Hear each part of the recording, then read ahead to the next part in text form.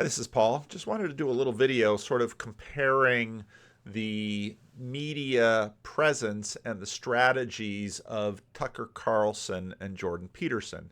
Now, in a lot of ways, Tucker Carlson and Jordan Peterson are two very different individuals and they have two very different missions.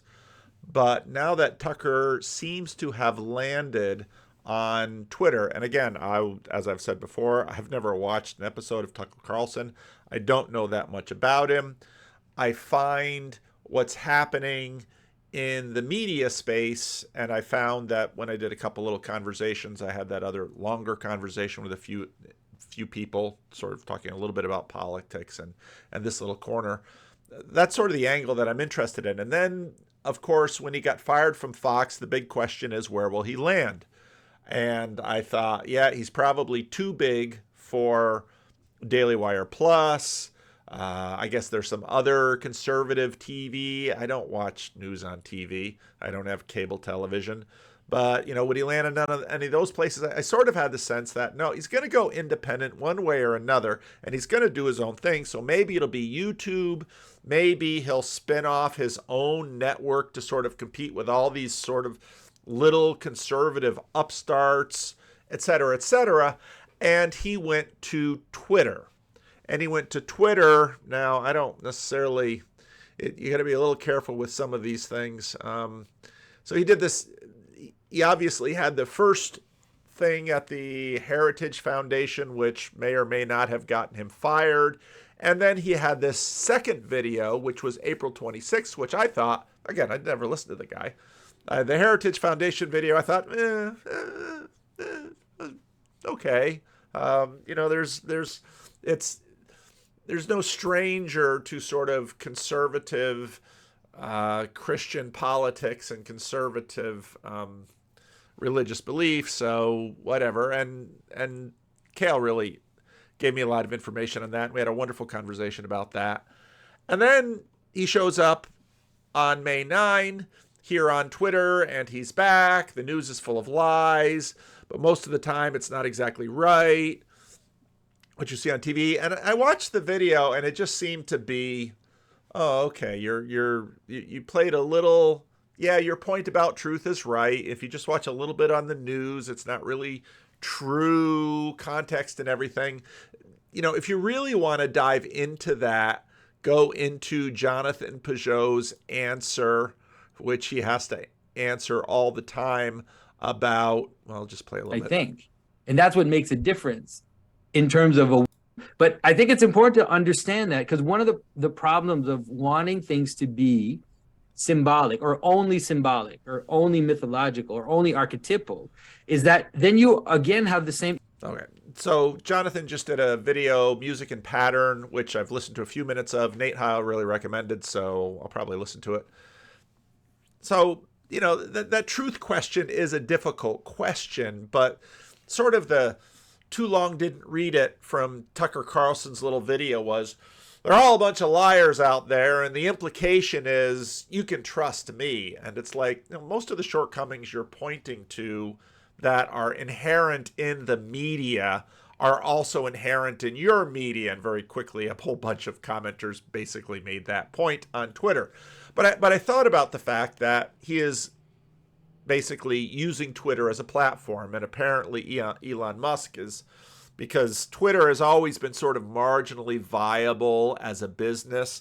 Elon Musk wants to get it profitable. Obviously, I talked about this before, Elon Musk clearly has some ideas about free speech, and so I think he had some altruistic motives in terms of whatever jumble of motives he had for buying Twitter. He wanted to sort of promote this free speech platform, and so that was also part of Tucker Carlson's video that, well, I'm on Twitter because Twitter is sort of the last bastion of free speech, and, well, I think you'll probably not get kicked off Twitter too fast. You'd probably get kicked off YouTube quicker, perhaps. I don't know. So much depends on these platforms and who's running them and so on and so forth. So I just found it very interesting that Tucker Carlson picked Twitter. And quickly, the first thing I thought of is, Elon Musk opened his fat wallet and offered offered a deal to Tucker Carlson in a similar way that Spotify offered a deal to Joe Rogan, and then Elon Musk put a little tweet, no, we haven't given him any money, and so he's going to probably have sort of a subscription model on Twitter, so on and so forth. One of the things that's always important to recognize is that all of these platforms are in competition with each other.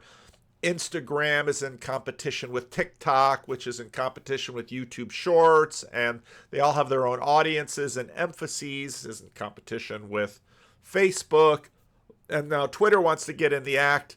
Originally, I got Twitter Blue before the whole Elon episode because I could put up to 10-minute videos on Twitter, and I wanted to do that because I wanted to take clips of some things and put them on Twitter.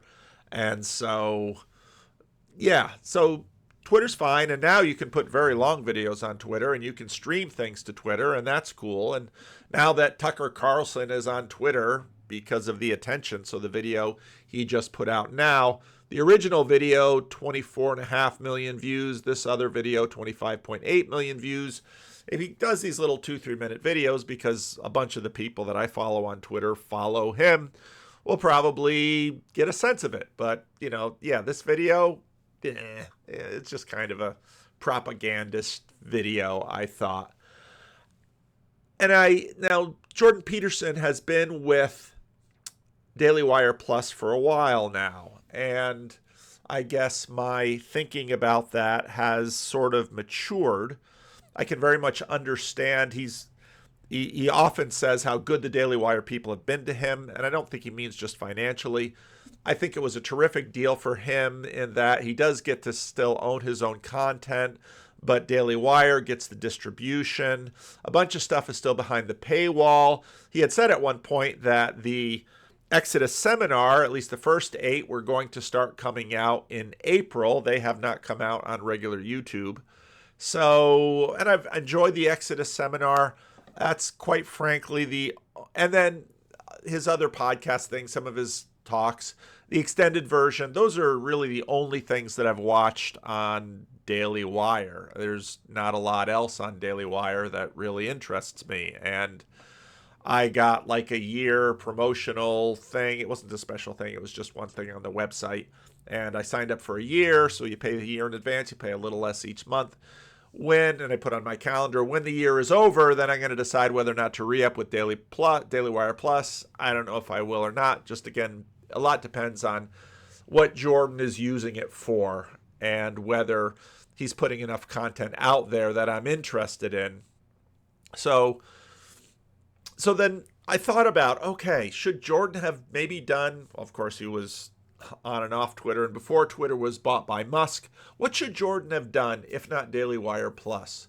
Stick with YouTube? I can understand the danger of being beholden to a platform, and at least with a relationship like DailyWire, you're not going to get yanked down because ideologically they're sort of in alignment, but yet a lot of Jordan's stuff is sort of within the DailyWire universe. And I've been doing a lot of thinking about the ways that our communities form us. And this happens in subtle ways. I think about how we get transformed. Some of the Profilicity videos that I've been doing about it sort of put me onto this thinking. A lot of the talk about the Christian Reformed Church. I do a lot of thinking about this with respect to my own journey. I found it very interesting, too, that Brett and Heather had, I thought, I know there's a lot of different ideas about Brett and Heather. I don't listen to them very much. I actually find the videos that I do watch of them very charming because I think they're a lovely couple. They clearly love each other. They clearly have built up what seems to be a healthy, durable marriage. I think they respect each other. I like the back and forth that they have. I like their honesty. But, he talked about Tucker Carlson, and he was expecting, because they're very much from the left, he was expecting, it was going to go bad with Tucker Carlson, but it didn't. And so that said a lot to me. But I also know that once you're dealing with people face to face, you're no longer dealing sort of with these reputational avatars. And there's always a difference. And how we deal with each other online, people notice, someone, I think it was, I don't remember who said it. I think it was Matt, and this great little live stream that he was doing on Grail Country with Luke and Sam and Jess. I'm a troll in the comment sections, and when I'm in the live chat with y'all having your little live streams, I have a lot of fun just sort of trolling and having a good time in the live chat. And sometimes I get a little snippy with people, and like in a live stream at one point, somebody was making some comments. I sort of bit on him a little bit, and then he kind of said "ouch" in a way, and I said, "Well, come on in the live stream. Let's talk face to face. Let's do this face to face, because that's so much better the way that two people can have a relationship, even if they have huge disagreements. It's so much better to be in person and deal with the real person." So I found it fascinating that Eric sort of really, not Eric, Brett really came to Tucker's defense, and at a fair amount of cost to them in some ways. So although Brett and Heather are sort of in a weird space now, they're sort of exiles out there in internet land, as now is Tucker Carlson on Twitter, and Jordan Peterson, less of an exile, but more on DailyWire. Now, you might have noticed I've done a little bit of few videos on this YouTube channel that I found Echo Chamberlain, and I liked some of his videos. Some of his other videos were seemed too much of a sort of a knockoff from Critical Drinker. So there were a few videos on there that I liked. But he had a video on the decline of Jordan Peterson, which was 4 months ago. And the first 15 minutes, I thought he actually did a really excellent job on this video. In the first 15 minutes, I think he nicely sets up and very much nails a lot of, in the first wave, what made Jordan so special and powerful. And then he talks about the illness and then what's happened to him and how he sort of has lost his step. And I thought this was really well done, so I thought I'd play it. Profile of identity politics and political correctness, and made the left, as a broader idea, more palatable to mainstream people. As it happened, shortly after these appearances, Jordan Peterson was faced with a string of crises. After his wife Tammy was diagnosed with a rare form of kidney cancer, he was prescribed benzodiazepines to calm his anxiety, only to find himself dependent and experiencing dreadful side effects, which caused an inability to stop moving, along with a sense of doom and suicidal thoughts. He was critically sick and in absolute terror, insomniac for weeks, was freezing and unable to get enough clothes on, his blood pressure so low he couldn't stand up. His return was gradual, but he found himself, in his own words, forgiven by his audience. "Here I am, this guy," he said. "I'm a clinical psychologist. I got tangled up with benzodiazepines." Now, this guy clearly had listened to Jordan quite closely. I hadn't heard that, but I thought it was helpful. "I'm talking to people about getting their house in order, and things collapse around me. The irony, it's almost unbearable." He approached his return with the hypothesis of including myself in the audience of reprobates to whom I'm lecturing. I don't assume that I abide by all these rules. There are... And that too, I hadn't heard that either. I thought that was really a good posture on Jordan's part. Targets for attainment, and hopefully that has protected me at least to some degree against the perception of undue moral superiority. In many ways, the harrowing experiences mellowed him and made him more philosophical, harking back. I think there are moments of that, other moments that he's going to address in a couple of seconds. Back in one interview to the years before the varied crises and public notoriety, when his life was full of levity and playing and joking around with his children. But by now, other impulses were already setting in. He had lost his luster as a contrarian, which, to a large degree, is reliant, as a trope, on a perception of redoubtable toughness and composure. And I thought that was really key, that there's this, you sort of inhabit this trope. Now, I want to say that, I certainly don't know Jordan very well. I have met Jordan a few times, and we've had maybe a half hour, 45 minutes together off camera sometimes. And everything that Jonathan Pageau says about him, I have seen, in my opinion, to be true.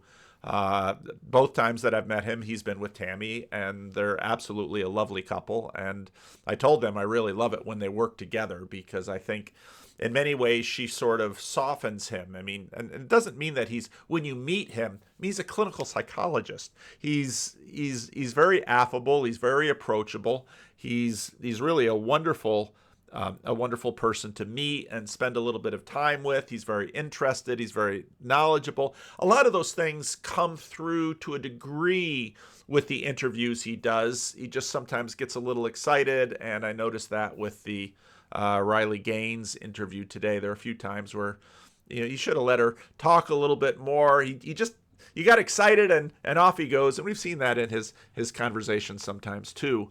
But yet we're sort of dealing with the profilicity here, to use Hans-Georg Mueller's term, because again, for the few thousand people, let's say, that have the opportunity to know Jordan Peterson personally, and then those who, let's say, have an ongoing relationship with him, where it'll be much higher resolution, it'll be, good and bad, quirks and all of that.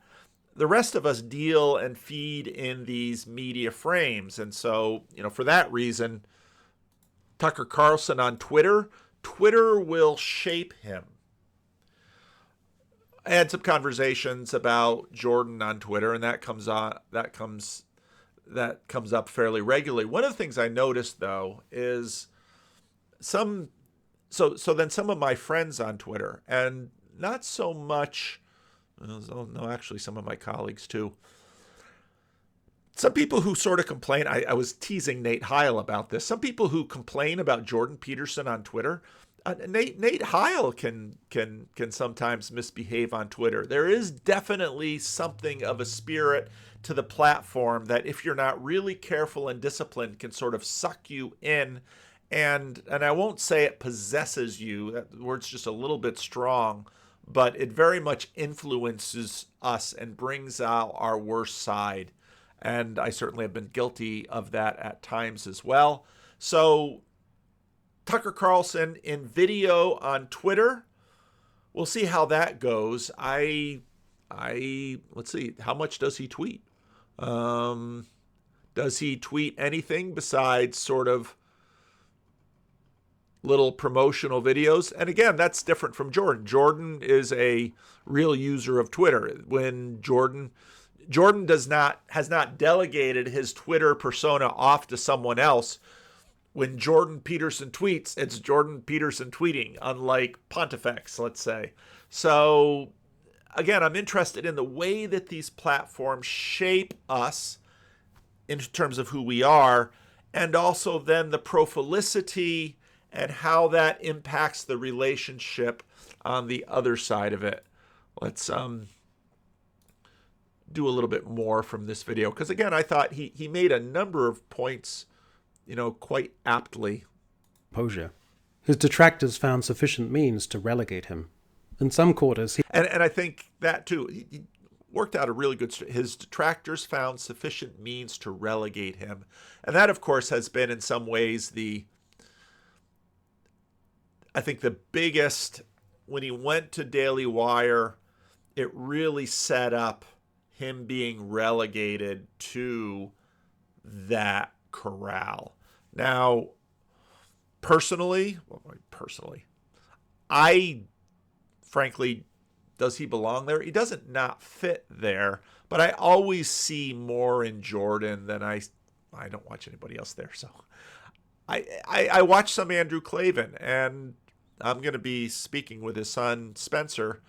I loved Andrew Klavan's spiritual memoir. I really enjoyed that book. A lot of what Andrew does on DailyWire, don't particularly care for. I'm sure if I met him in person, it'd be a different story. It would be interesting. And of course, anybody who watches me knows I like unsavory individuals. In fact, I know some of you get very frustrated with me because I will dare to spend time and even give time on my channel to people who, you may in fact be right, some people who probably don't deserve any platform at all, and I will talk to them. I find even unsavory people of bad faith, I find them interesting. And I kind of like watching them, and I kind of like poking at them and probing them and asking them questions, because it's like, what makes you so unsavory? Now, I know Trip Parker would say he's always a missionary. He never stops being a missionary. And I think that's probably true. I very much get that from my father. I seldom imagine that someone is beyond hope in this life. So as long as I can give them any benefit of the doubt, I'm really going to try. But that's not at all how I see Jordan. That's not at all how I see Jordan. I wish he had more content of really exploring. I can't wait for his book coming out, because I think he's at his best when he's really from the ground up piecing together what faith and religious life looks like at this moment. That's, anybody who's watched my videos knows, this is the part of his work that really interests me. Some of the culture war stuff, I'm interested in the male-female dynamic, so I'm listening to the Riley Gaines video. And, you know, even though it can get a little annoying when Jordan sort of overtalks and talks a little too much, I always value what he says, because I think the man knows a lot. And I continue to think he's one of the most important thinkers, at least in this video media space. I really do. And I know a bunch of people around me are sort of done with him and don't want to listen to him anymore and don't want to watch his videos. I'm not tired of him at all. I just wish he'd spend more attention on his quest for a spiritual home. And I don't mean, you know, getting into, well, will he go Roman Catholic or will he go Orthodox? Or that's not what I mean in terms of where he's going to land personally. But he's been such a good guide, I think, for so many people. And I think Peugeot articulates that well, that he's helping to, for people who are sort of allergic to the Cartesian natural, supernatural thing, he's fleshing out the connections in there in his weird way of having sort of one foot in modernity and one foot that is really towards post-progressive. So that's part of the reason I really like Jordan. Yet, a lot of the points that this person made, I thought really had some substance to it. He was being perceived as a bit of a spent force or an eccentric. And of course, David Fuller said something. It's spent force. Does he have the impact he had in Wave 1 when he really, January 2018, the Kathy Newman interview, the Helen Lewis interview. The Kathy Newman interview it's really hard not to see that as sort of peak. His performance was just absolutely masterful there. Now, I don't think that's necessarily a lot of people imagine that C.S. Lewis was a spent force at the end of the Second World War. A lot of people imagine that, well, Screwtape Letters, yeah, but, miracles didn't set the world on fire. And then he writes children's books. I'm now making a concerted effort to get through the Space Chronicles. I read them as a teenager, and I would have to say they were over my head. I just kind of read them for the story part of it. I didn't think it was a particularly great story. I was reading more science fiction then, and there were other science fiction writers that I found to be more interesting. But now getting into, again, Out of the Silent Planet, I see so much more. So it's normal for people in their careers to have highs and lows. So again, I'm still very much Team Jordan here. But yet when I listen to something like this, I think, Okay. Sort of raising the resolution and saying, okay, what's the texture of this particular wave? He had written a follow-up to 12 Rules that, whilst containing some new ideas, are no doubt personally cathartic and a salve as an academic and expressive exercise, was nonetheless seen by many as him pouring in the same litter box. And again, I thought, yeah, I think that's right. That's why I'm really excited for his new book. I'm much more excited for his new book, frankly, than I was for either of these two books, although I was very excited for 12 Rules for Life. The other book, pouring in the same litter box. I thought, boy, there's a vivid image. I'm going to have to steal that one. He would sign up to a content distribution deal with conservative media company the DailyWire, further placing him outside the mainstream discourse. And I've talked about that. I can really see how that's a good deal for him. It afforded the Exodus seminar, which I really enjoyed. I still haven't decided if I'm going to make videos about it. I've been given some license to use a little bit of each episode, but if they come out on YouTube, I'll do more commentary on them because I think there's a lot of good stuff in them. I really enjoyed it. And emphatically cordoning off a left or center-left audience who might retain some interest in his perspectives. And I think right there, because he's on Daily Wire Plus, just a reality is that a left and center-left audience, he's just not going to have that much exposure. Now, again,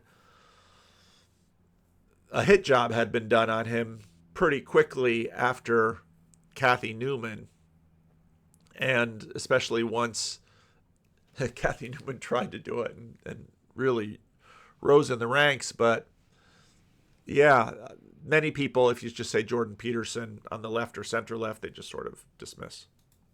In a novel by Alan Hollinghurst, one character laments of another. He has become more brutal, more sentimental. Yeah. This is an apt phrase for Peterson, whose and again, in terms of his profilicity, because if you meet him one-on-one, there's nothing brutal about him. He's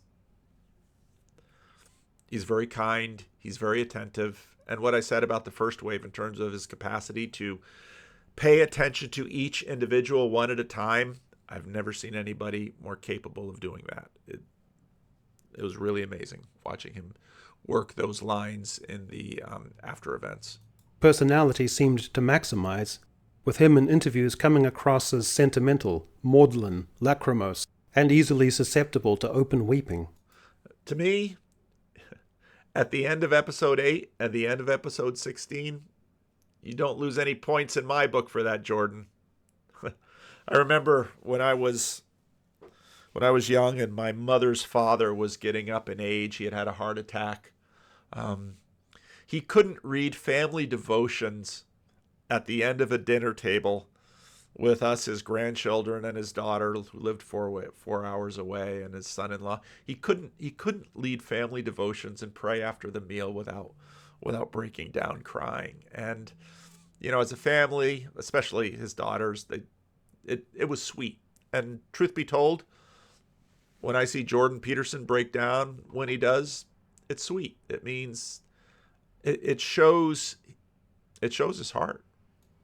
But with his aversion and resentment toward woke ideology and activism also maximizing to hitherto unseen levels of invective and spite. That's true too. Most clinching, his spite for perceived outrages and entitlement on the left led to him losing the intellectual underpinning of proportionality. And that, I think that's something he struggles with sometimes.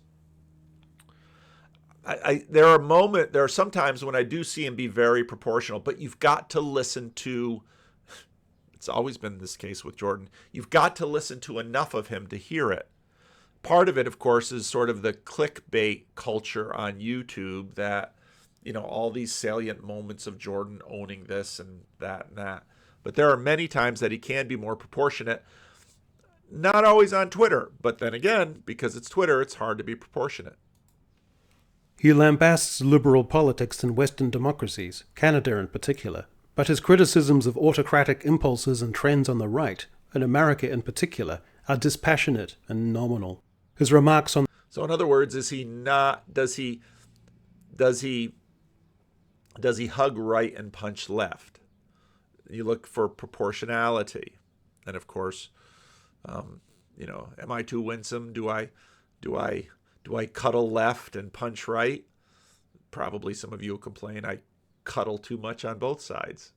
Oh gosh, that's somebody in the Broken Clock Tower Discord is going to grab that thing. On the Capitol riot, attempts to undermine democratic institutions with baseless accusations of fraud, are aloof, often with a grudging or somewhat disengaged mentioning in passing.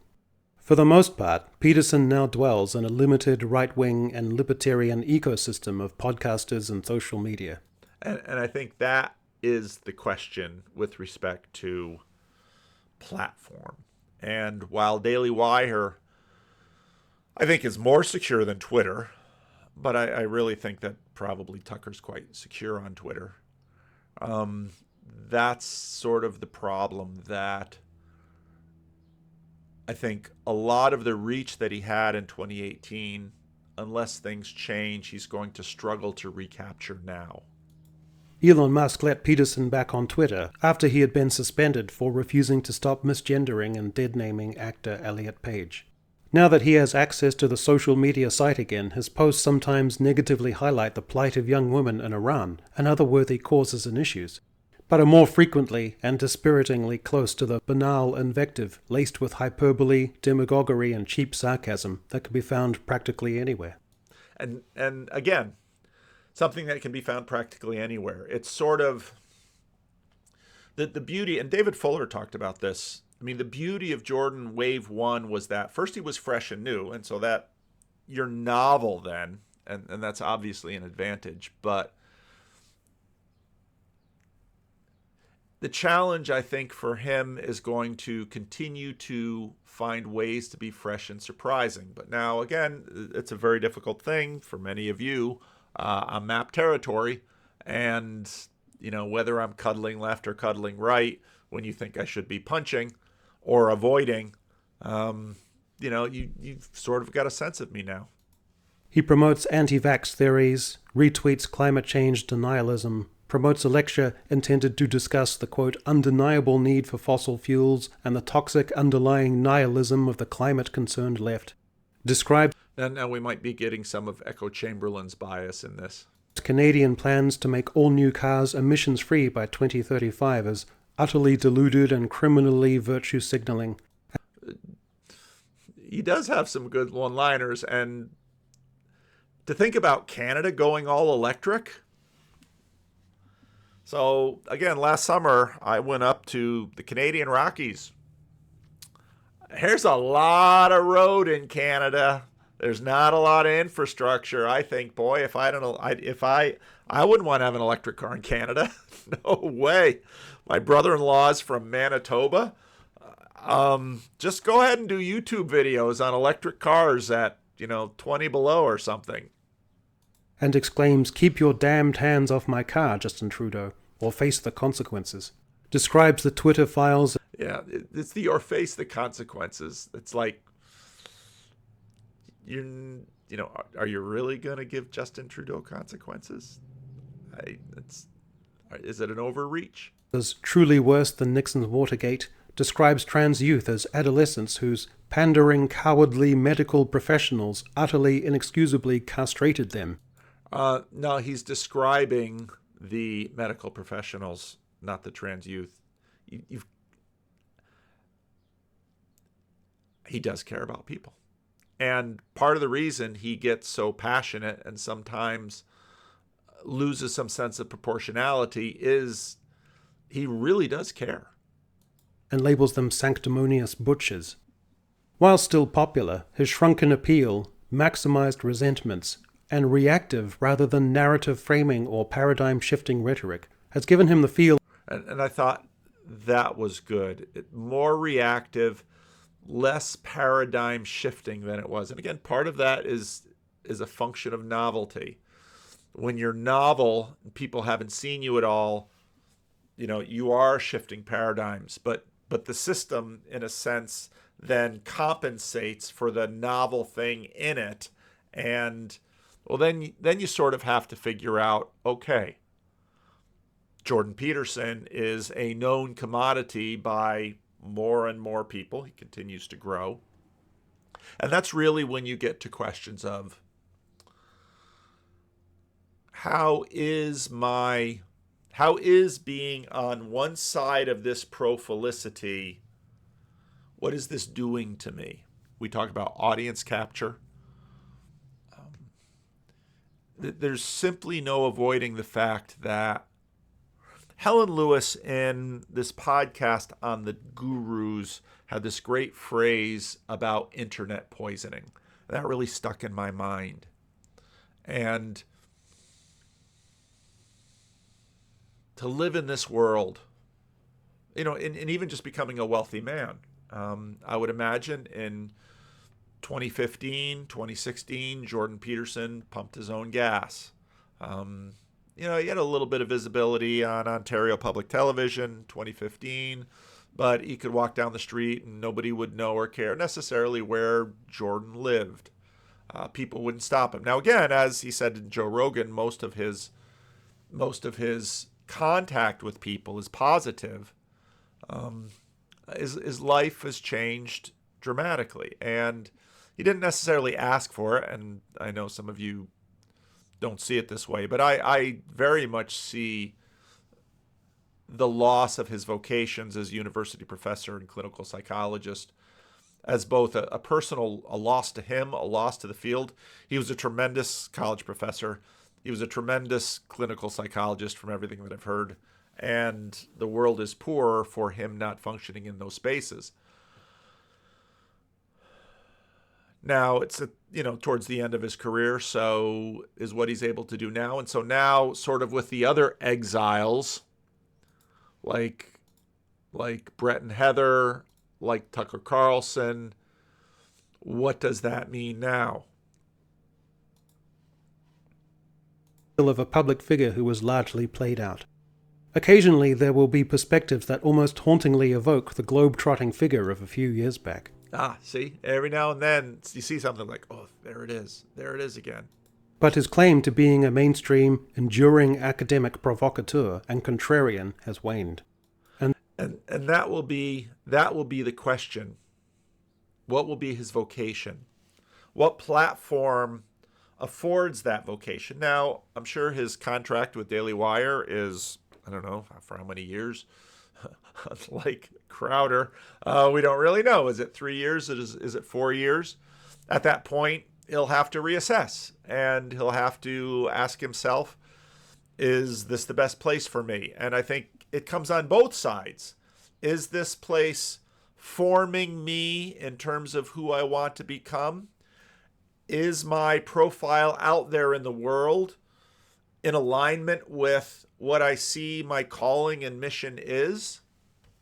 I think those will be really good questions for him to ask.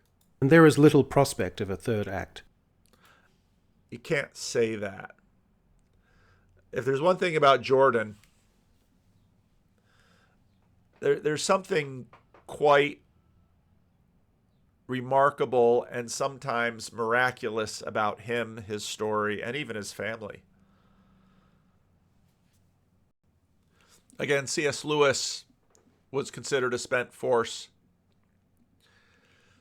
He's writing books, he's making videos. People seem to have all kinds of ideas about what history will bring and what will be important. That Bishop of Hippo, I don't know if anybody around 410 when Rome was sacked thought Augustine was going to be a really big deal. He's still here. I'm not saying Jordan Peterson is an Augustine. The point is, we wouldn't know Augustine if we saw him. So, spent no third act? Can't say that. We have seen the decline of Jordan Peterson. See, and I don't necessarily think we can say that because they go up and down. So, again, these exiles, their platforms, the shaping, what will be the enduring significance, I don't know.